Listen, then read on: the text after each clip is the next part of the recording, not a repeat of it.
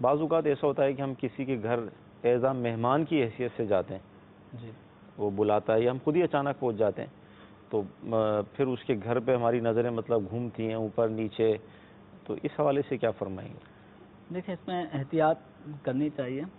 مہمان نوازی اسی طرح اس کے آداب میں سے ہے، میزبانی کے آداب میں سے، کہ مہمان کو جس جگہ بٹھایا جائے تو مہمان اس جگہ بیٹھے.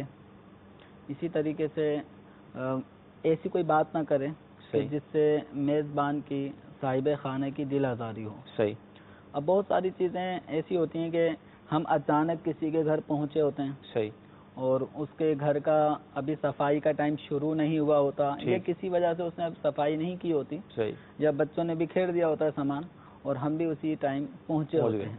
تو ایسے وقت میں وہ اپنے گھر کا صحیح اہتمام نہیں کر سکی کوئی خاتون. اور پھر خواتین بھی اس طرح کی چیزیں نوٹ کرتی ہیں. دیکھیں، بیڈ شیٹ خراب پڑی ہوئی تھی، یہ ہوا ہوتا، برتن صحیح نہیں رکھے ہوئے تھے، تو دریاں، چٹائی یا کارپیٹ وہ خراب ہوا تھا، اس نے کچرا وہیں سائٹ میں رکھ دیا تھا.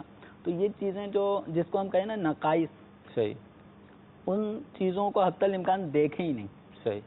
تو حتی الامکان کوشش یہ کریں کہ ایپ پر نظر نہ پڑے، اور اگر بالفرض نظر پڑ گئی تو اس کو اپنے تک ہی محدود رکھیں. صحیح.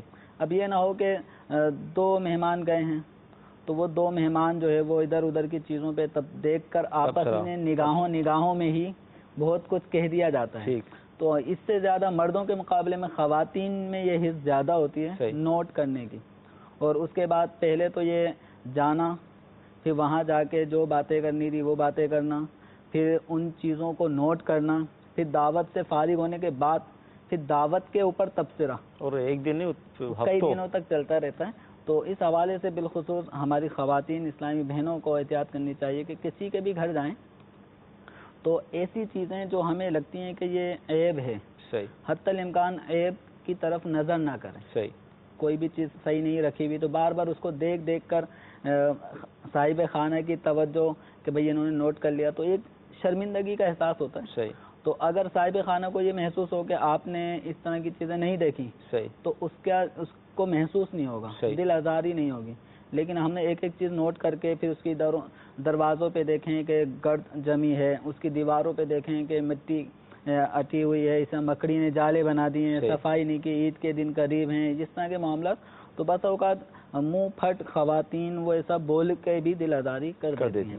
تو اپنی نگاہوں کو اگر ہم لمیٹڈ رکھیں گے تو اس میں ہم بھی عافیت میں رہیں گے، نہ صاحب خانہ کی دل آزاری کا کوئی سامان ہوگا. اسی طرح جب ہم نے کوئی چیز دیکھی نہیں ہوگی تو دعوت سے واپس آ کے گھر پہ کوئی ایسے کمنٹس تبصرے بھی نہیں ہوں گے جس کو غیبت کہا جائے. تو کافی حد تک بچت رہتی ہے. تو مہمان کو چاہیے کہ اپنی نگاہوں کو حتی الامکان نیچے رکھے، صاحب خانہ کی ایک ایک چیز کو گھور کے مت دیکھیں.